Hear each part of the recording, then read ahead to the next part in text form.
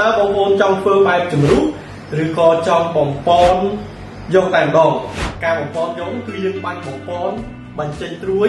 បញ្ចេញការក្តឹបផ្លែយកតែម្ដងបងប្អូនឥឡូវខ្ញុំសូមណែនាំផលិតផលដែលយើងប្រើជាឈុត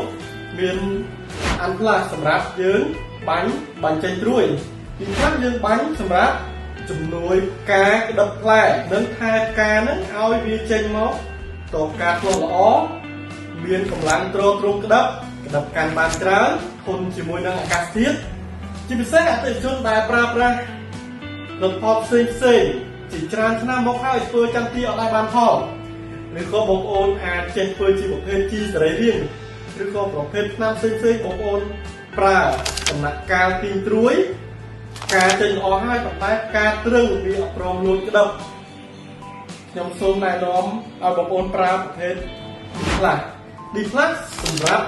ពៅឬក៏ញូចក្តឹបឲ្យលូតលឿនក្តឹបកាន់បានច្រើននិងប្រមូលផលដល់រដូវកាលគឺមានការគ្រប់គ្រងច្រើនមែនទែននៅឆ្នាំកន្លងផុតទៅអតិថិជនរបស់យើងសិនតែគ្រប់កន្លែងទាំងអស់នៅក្នុងព្រះរាជាណាចក្រកម្ពុជាដែលគាត់បានប្រើប្រាស់ជាប្រភេទD+ដើម្បីកែឬក៏បាញ់ញូចក្តឹបនៅរដូវកាលដែលកែក្តឹបសរសៃឆ្នាំទៅយើងរងអតិពលកម្ដៅខ្លាំងធ្វើឲ្យចំការចន្ទទីភាគច្រើននៅក្នុងព្រះរាជាណាចក្រកម្ពុជាយើងគឺមានបញ្ហាកាំងក្តឹបប៉ុន្តែផលិតផលរបស់ក្រុម PKSN យើងអាចកែបញ្ហានឹងឲ្យទទួលបានផលវិញទាន់រដូវកាល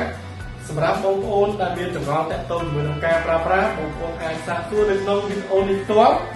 ដើម្បីទទួលបានការប្រម៉ូសិនពិសេសការថែមជូនពិសេសនៅក្នុងរដូវកាលចន្ទទីនេះតែម្ដង